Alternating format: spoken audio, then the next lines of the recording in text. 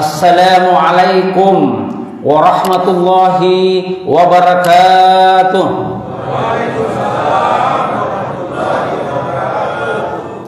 Innal hamdalillah nahmaduhu wa nasta'inuhu wa nastaghfiruh wa na'udzu billahi min sururi anfusina wa min sayyiati a'malina may yahdihillahu fala mudilla lahu wa may yudlil fala hadiya lahu.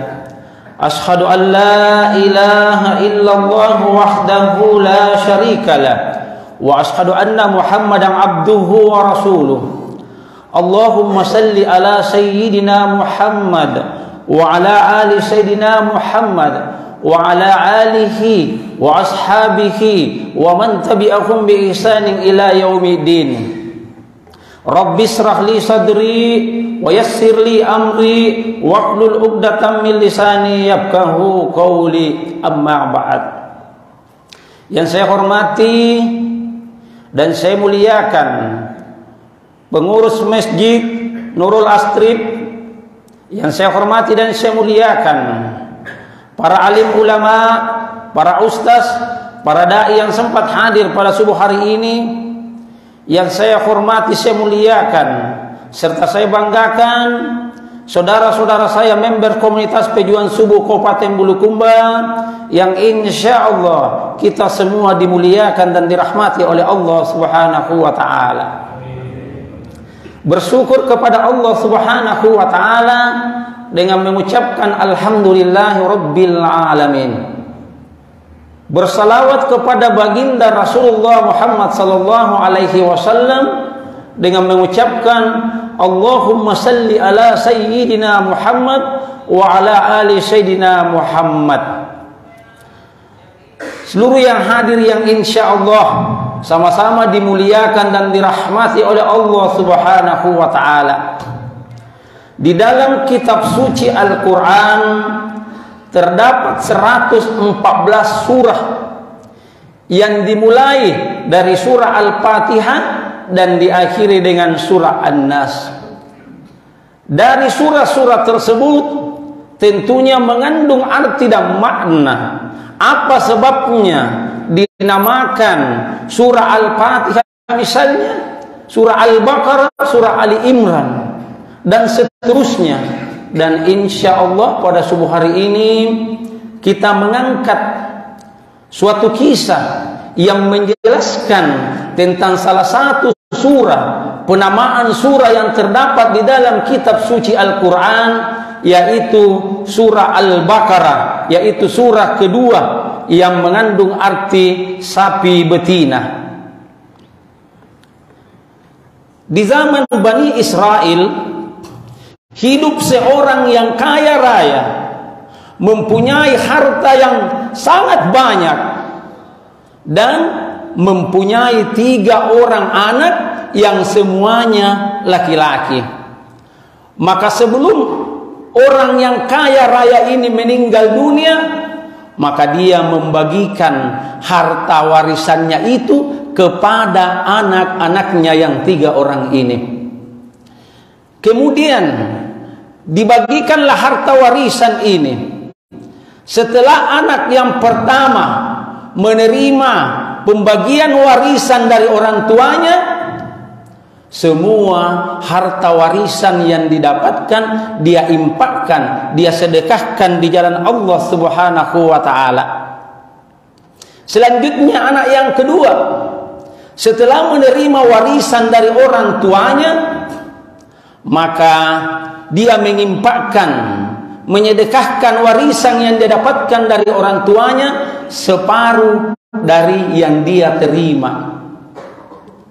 Kemudian anak yang ketiga, setelah menerima warisan dari orang tuanya, dia tidak menginfakkan, tidak menyedekahkan sedikit pun harta warisan yang diterima dari orang tuanya. Jadi 3 anaknya. Anak yang pertama mempunyai seorang anak laki-laki. Anak yang kedua mempunyai seorang anak laki-laki. Anak yang ketiga mempunyai seorang anak perempuan. Anak yang kedua yang mengimpakkan separuh dari harta warisan yang diterima dari orang tuanya, yang punya seorang anak laki-laki, menikahkan putranya itu dengan anak yang ketiga ini yang tidak mengimpakkan sama sekali hartanya, anak perempuannya itu. Jadi bahasanya dia dinikahkan dengan sepupunya sendiri. Seiring dengan perjalanan waktu, menikahlah anak yang kedua dengan anak yang ketiga. Maka tatkala anak yang kedua ini meninggal orang tuanya, maka dia tinggal di rumah istrinya. Karena dasar anak yang kedua yang laki-laki ini cukup serakah, ingin menguasai bagaimana caranya bisa cepat menguasai harta warisan dari pamannya yang anak yang ketiga ini yang tidak mengimpakkan sama sekali hartanya. Maka dia punya pikiran niat jahat, bagaimana caranya supaya warisan itu cepat jatuh kepada istrinya, yang apabila warisan itu jatuh kepada istrinya otomatis termasuk hartanya juga. Maka dia berpikir bagaimana caranya dia membunuh mertuanya atau pamannya sendiri. Maka di suatu ketika tatkala dia mendapat kesempatan, dia berjalan keluar bersama dengan mertuanya. Maka pada malam hari dia bunuh mertuanya yang tak lain adalah pamannya sendiri. Kemudian dia bawa mayat tersebut, kemudian dia simpan di dekat rumah salah satu kampung kabilah Bani Israel.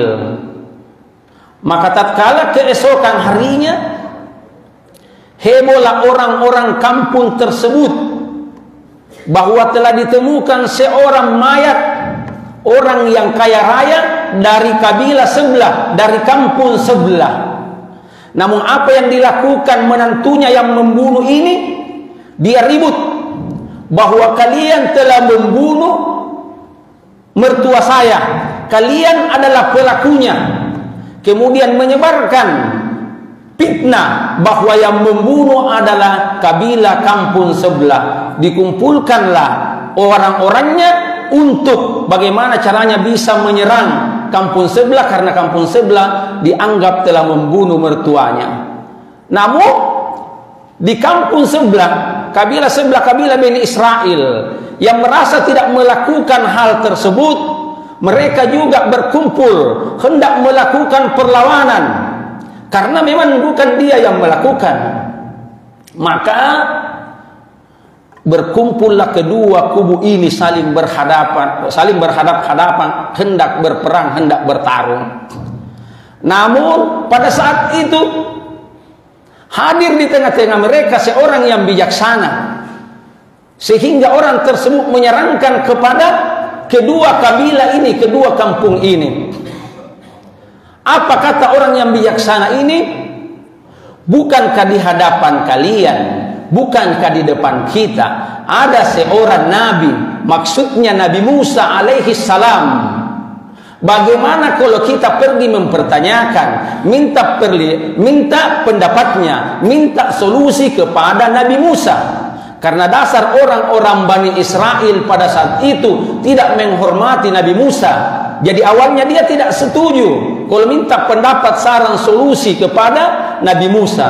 Tapi karena tidak ada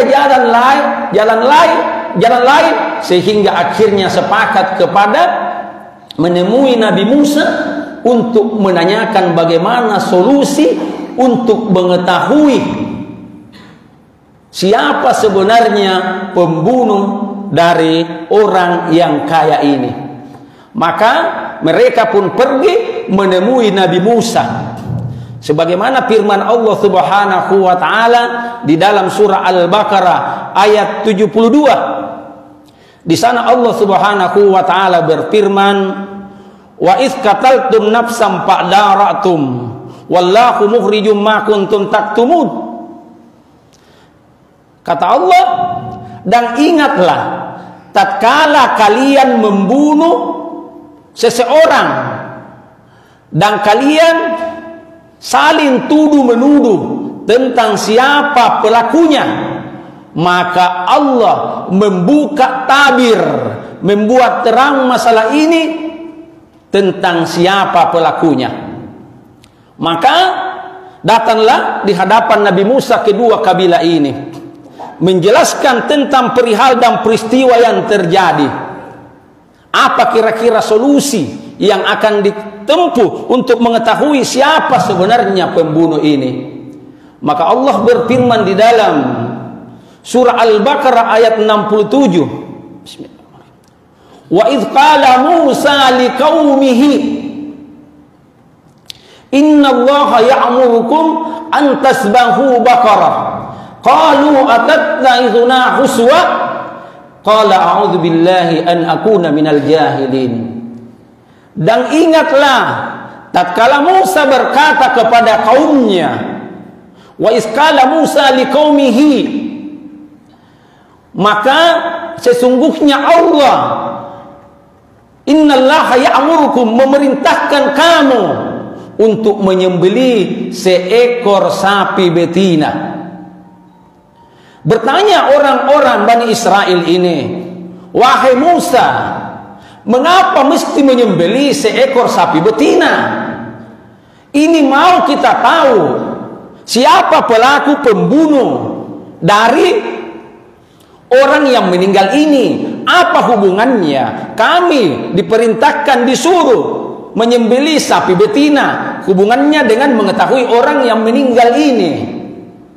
Qala atattakhizuna huswa? Apakah engkau hendak menjadikan kami sebagai bahan olok-olokan? Maka kata Nabi Musa, qala a'udzu billahi an akuna minal jahilin. Apa sebabnya Allah memerintahkan dia menyembelih seekor sapi betina? Karena pada saat itu orang-orang Bani Israel sangat menghormati sapi itu, bahkan sapi itu dibuat menjadi patung kemudian dia sembah. Maka apa kata Nabi Musa? Ini bukan saya yang memerintahkan engkau, bukan saya yang memerintahkan kamu. Innallaha ya'murukum, sesungguhnya Allah memerintahkan kalian. Sehingga Musa berkata, qala a'udzu billahi an akuna minal jahilin. Saya berlindung kepada Allah agar saya tidak termasuk orang-orang yang jahil, orang-orang yang bodoh. Bahasanya tak mungkinlah saya seorang nabi mau membodohi kalian. Setelah berpikir kaum Bani Israel ini, maka sepakatlah dia untuk menyembelih sapi betina. Kemudian berkatalah, wahai Musa, kami sudah bersedia menyembelih sapi betina. Maka Allah Subhanahu wa taala berfirman di dalam surat Al-Baqarah ayat 68, yang surah Al-Baqarah ayat 68, bahwa wahai Musa, mohonlah kepada Tuhanmu, kepada Rabbmu untuk kami. Maka Nabi Musa pun bermohon kepada Allah, karena Bani Israel ini meminta agar Nabi Musa bermohon kepada Allah agar dijelaskan kepada kami jenis dari sapi betina tersebut. Qalu da'u lana rabbaka yubayyin lana ma hiya. Wahai Musa, bermohonlah kepada Tuhanmu untuk kami agar dijelaskan bagaimana ciri-ciri mahia sapi betina tersebut. Maka Allah melanjutkan firman-Nya, qala innahu yaqul. Maka Nabi Musa menjawab bahwa Allah berfirman, innaha baqaratun la paridun wala bikrum. Sesungguhnya sapi betina itu la paridun, tidak tua, wala bikrum, tidak muda, awanum baina dzalik, artinya berada di pertengahan, tidak tua dan tidak muda. Fa'alu ma tu'marun, dan kerjakanlah apa yang diperintahkan kepadamu. Sudah dijelaskan ciri pertama dari sapi tersebut. Namun dasar orang Bani Israel ini belum mengerti tentang apa yang disampaikan oleh Nabi Musa kepadanya, maka dia bertanya lagi kepada Nabi Musa, qalu ud'u lana rabbaka yubayyin lana ma launuha. Wahai Musa, bermohonlah kembali kepada Rabbmu, kepada Tuhanmu untuk kami, agar dia menjelaskan kepada kami jenis sapi betina itu, ma launuha, warna apa warnanya. Tadi sudah dijelaskan, tidak tua, tidak muda, awanum baina zalika, tapi berada di pertengahan. Sekarang bertanya lagi, warna apa warna dari sapi betina itu? Maka qala innahu yaqul, Nabi Musa menjawab bahwa Allah berfirman, innaha baqaratun sapra'u faqi'ul launuha, bahwa sapi betina itu kuning tua warnanya, kuning tua warnanya, tasurrun nadirin.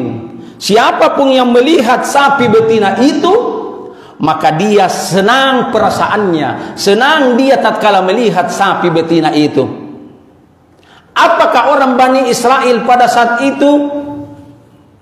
Apakah kaum Bani Israel pada saat itu sudah mengerti tentang dua ciri tentang sapi betina yang diperintahkan untuk disembelih?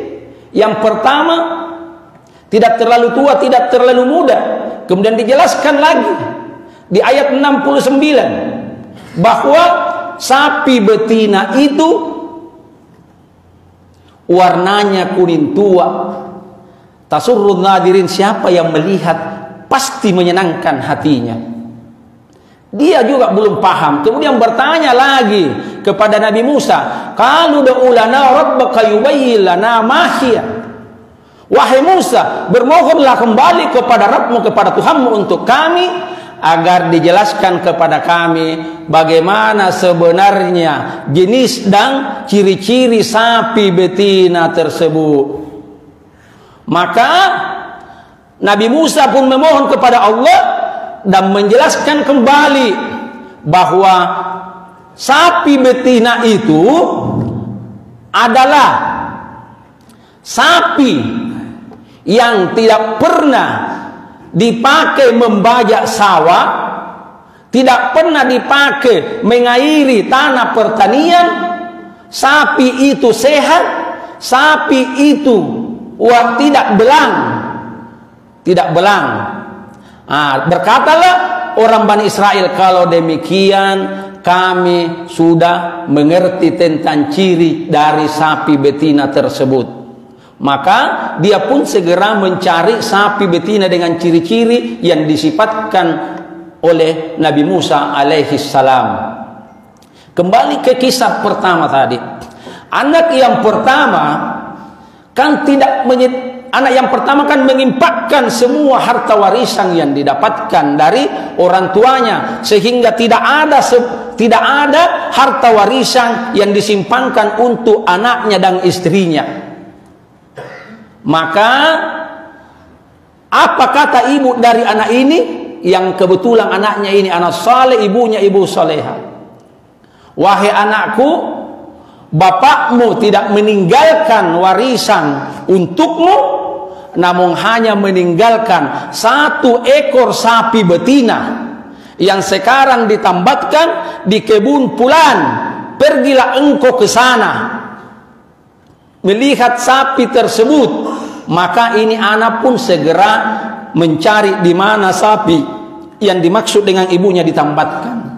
Tatkala tiba di tempat tersebut, maka dia lihatlah seekor sapi betina. Sapi betina ini, kalau yang punya, dia mengetahui bahwa ini yang punya, maka dia tidak jina.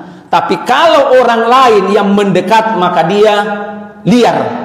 Dia hendak lari menjauh, tapi karena dia tahu bahwa pemiliknya yang datang, maka dia pun malah mendekat kepada pemuda ini.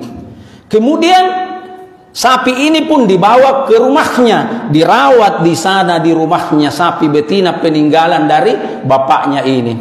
Karena dia hidup penuh dengan kekurangan, penuh dengan kemiskinan, maka apa kata anaknya, wahai ibu, bagaimana jika sekiranya sapi ini kita jual saja untuk memenuhi kebutuhan hidup kita?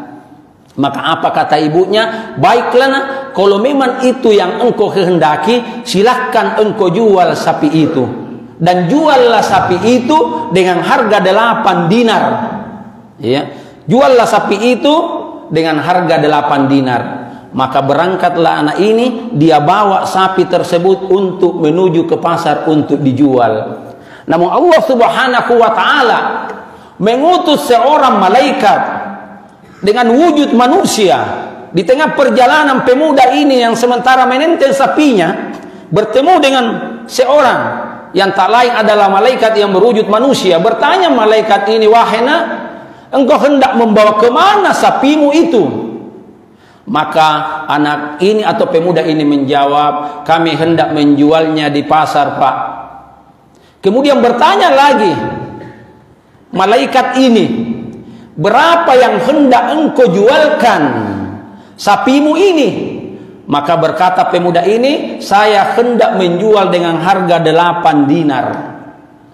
Kata malaikat ini, nak, bagaimana kalau saya beli sapimu itu dengan harga 10 dinar? 8 dinar engkau serahkan kepada ibumu, 10 dinar, 2 dinar engkau masukkan ke dalam kantongmu, maksudnya untuk pribadimu. Dia bilang, tidak Pak, ibu saya menyuruh saya menjual 8 dinar. Mesti saya tanya dulu ibu saya. Maka dia kembali ke ibunya. Ibu, tadi di tengah perjalanan ada yang menawar sapi ini 10 dinar. Saya berikan harga 8 dinar. Apa kata ibunya? Nak, kenapa engkau tidak memberikan saja, jual saja sapi itu, kan kita sudah untung. Maka kembali lagi pemuda ini di tengah perjalanan ketemu lagi dengan malaikat. Bilang, Pak, ibu saya mengatakan kepada saya bahwa silakan Bapak beli sapi ini dengan 10 dinar. Maka apa kata malaikat? Nah, kan saya sudah sampaikan, tidak usah kau sampaikan ibumu. Yang 8 dinar untuk ibumu, 2 dinar untukmu. Sekarang malaikat lagi bertanya, bagaimana kalau sapi ini saya beli dengan harga 15 dinar, 10 dinar kau berikan kepada ibumu, 5 dinar kau masukkan ke kantongmu untuk pribadimu? Tidak Pak, ibuku sudah menjual 10 dinar. Kan dasar anak saleh ini anak. Apa yang disampaikan kepada ibunya dia patuh. Dia tidak mau menyelisihi ibunya. Kembali lagi kepada ibunya. Wahai ibu, orang itu menawar kembali sapi ini 15 dinar. Kata ibunya, nak, kita sudah untung banyak. Kenapa engkau tidak jual sapi itu kepada orang tersebut? Kembali lagi pemuda ini. Maka di perjalanan ketemu lagi dengan malaikat. Maka apa kata pemuda ini? Pak, beli saja sapi saya ini 15 dinar. Maka apa kata malaikat? Wahai anakku, sesungguhnya Allah hanya ingin menguji kamu dan keluargamu. Jangan engkau jual sapi betinamu itu, bawalah pulang ke rumahmu. Nanti akan datang pembeli yang pasti akan membelinya. Dan jangan engkau jual sapimu itu kalau tidak dengan harga emas seberat sapimu itu.